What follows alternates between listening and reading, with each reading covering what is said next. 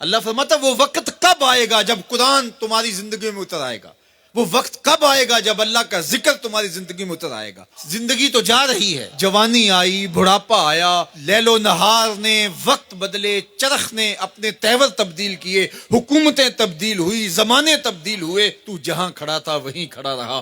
40 سال عمر عزیزت گزشت، مزاج تو از حال طفلی نہ گشت۔ سعدی کہتے ہیں 40 سال عمر گئے لیکن تیرا بچپنا نہیں گیا، اور رومی کہتے ہیں داڑھی تیرے بعد آئی اور سفید ہو گئی اور تو کالے کا کالا ہی رہا۔ تیرے اندر نور نہیں آیا، تیرے اندر روشنی نہیں آئی، یہ تیرے بعد آئی اور پھر سفید بھی ہو گئی لیکن تو ابھی تک کالے کا کالا ہے۔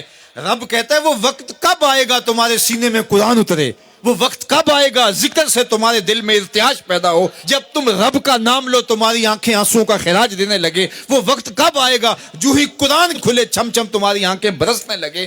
الم یان للذین آمنوا، وہ وقت کب آئے گا اہل ایمان کے لیے، ان تخشع قلوبہم لذکر اللہ وما نزل من الحق۔ اللہ اکبر، اللہ ہمیں وہ آج دن نصیب کر دے کہ قرآن سے یوں جڑ جائیں کہ قرآن کو پڑھیں، قرآن کے حرفوں سے نور پھوٹتا ہوا، درد پھوٹتا ہوا ہماری روحوں میں اترنے لگے، ہمارے قلوب میں اترنے لگے اور ہماری آنکھیں آنسوں کا خراج دینے لگے۔ اب میں اور آپ دیکھیں ہماری زندگی قرآن کے ساتھ، اللہ کے ذکر کے ساتھ، اس کی یاد کے ساتھ کہاں تک جڑی ہوئی ہے۔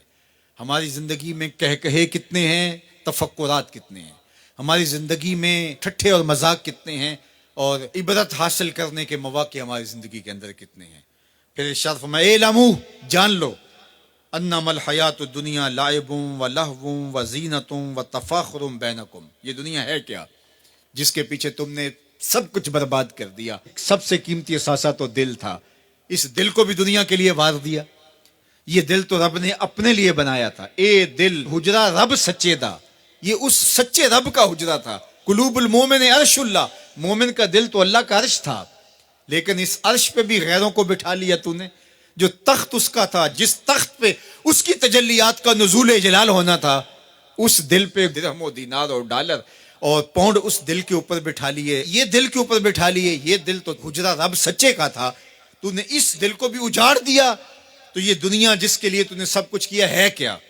اعلموا، جانو، انما الحیات الدنیا لعب و لہو و زینت و تفاخر بینکم، یہ دنیا کھیل کود ہے، آرائش ہے، اور ایک دوسرے کے اوپر تفاخر کرنا ہے۔ وتکاثر فی الاموال والاولاد، فخر جتلانا، میرے بیٹے اتنے ہیں، ماشاءاللہ بڑے بڑے افسر لگے ہوئے ہیں، میرے پاس دولت اتنی ہے، میرے اتنے بنگلے ہیں، اتنا بینک بیلنس ہے، اتنے مربع، اتنی جائیدادیں ہیں۔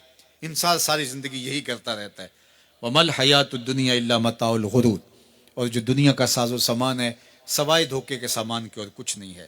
دنیا کے لیے تو دوڑ لگاتے ہو، باہمی رقابت بھی ہوتی ہے، ایک دوسرے سے آگے بڑھنے کی کوشش بھی ہوتی ہے۔ اللہ فرماتا ہے آؤ مسابقت کرو، آگے بڑھنے کی کوشش کرو، الی مغفرۃ، مغفرت کی طرف، من ربکم، جو تمہارے رب کی طرف ہے، وجنۃ ارضھا کعرض السماء والارض، اس جنت کی طرف آگے بڑھنے کی کوشش کرو جس کی چوڑائی زمین و آسمانوں کے برابر ہے۔